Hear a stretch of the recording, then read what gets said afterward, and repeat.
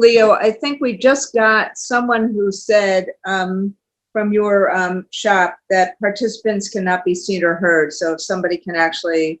kind of look at that as I'm talking, that would be great. First off, I don't want to take any time from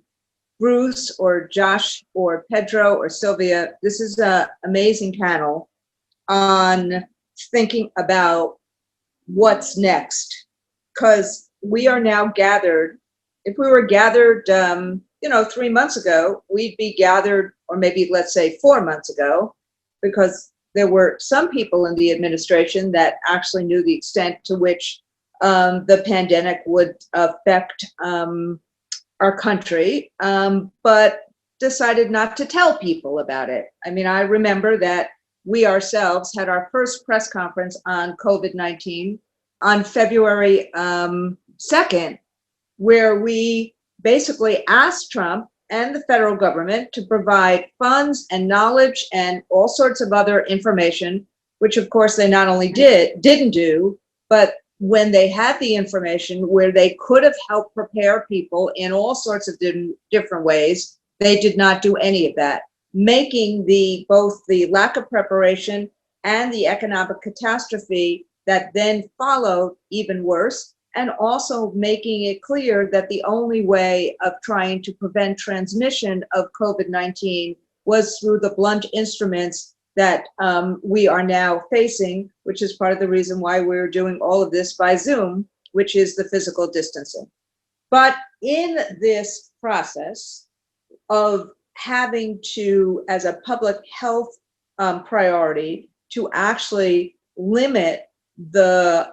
way in which we all interact, it has closed down so many different aspects of the economy. And in that, we now have a worse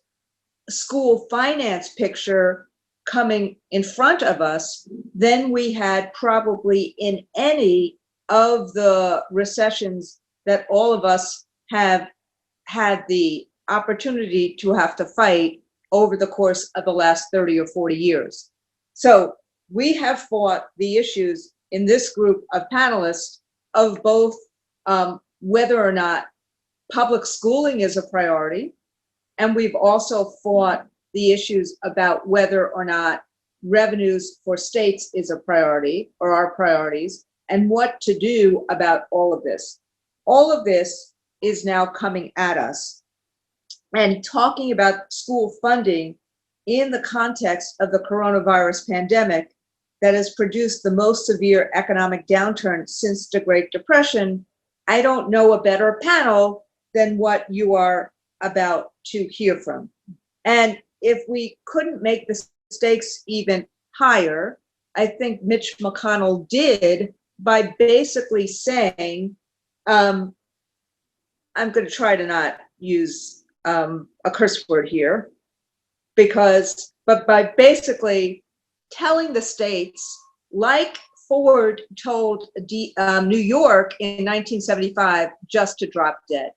and doing it in the most venal, corrosive, I would actually argue, criminal, cronyistic, callous, and cruel way, by basically saying that states should use the bankruptcy provisions, not that that is legal right now, but they should use the bankruptcy provisions as opposed to having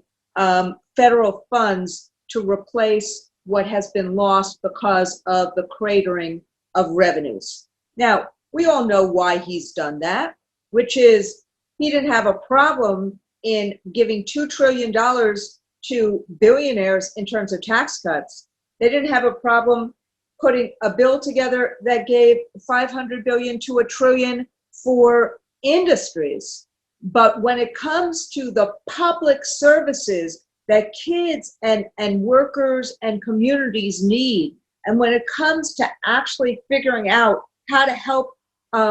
pave the way for our future and how to have the services that all of us have fought for so many years,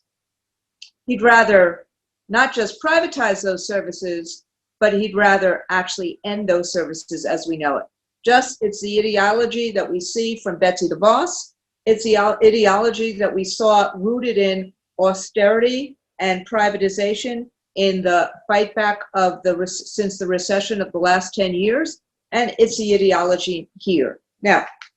I could go on and on in terms of what it means and what would happen if we had cuts to the amount of 50% or more, but what I'd like to do is actually turn it over to our panelists first to talk about the consequences of all of that, including to actually ask Bruce Baker, who I will introduce first, to really guide us through what has been a really amazing author. I mean, he is a really amazing author, but a really amazing monograph that he's done with Matt DiCarlo from the Shanker Institute in terms of the lessons that we should have learned from the past recessions and what we need to do now. So first, in terms of our panelists, is Bruce Baker, co-author of the brief with Shanker Institute fellow Matt DiCarlo, and he will present the main findings of this great new report. Bruce is a professor at the Graduate School of Education at Rutgers University and is the author of a number of books on school finance. He is one of the nation's leading experts on the subject, and he has testified as an expert witness in legal cases regarding the adequacy of equity and education funding in different states. And then after that, we will have Sylvia Allegretto, who is a labor economist and a co-chair of the Center on Wage and Employment Dynamics for the Institute for Research on Labor and Employment from the University of California in Berkeley. And Sylvia has published many books and scholarly articles, many of which are focused on teacher salaries, and she has been singularly responsible for us being able to get the issue of teacher salaries, I think, from a research perspective, on the policy frontier. Josh Starr is the Chief Executive Officer of PDK International. He's a former teacher and serves as and served as the superintendent of schools in Stamford, Connecticut, and Montgomery County, Maryland. And the last speaker, and they will speak in order, is Pedro Noguera, who is a distinguished professor of education at the Graduate School of Education and Information Studies at UCLA. He is an author of a number of books and scholarly articles on urban education, education equity, and the education of African American boys. And before Bruce starts, I just also want to say that we had great news yesterday in the midst of all of this, which is that the suit that Mark Rosenblum and others had done in Detroit to have a right to literacy, students having a right to education literacy.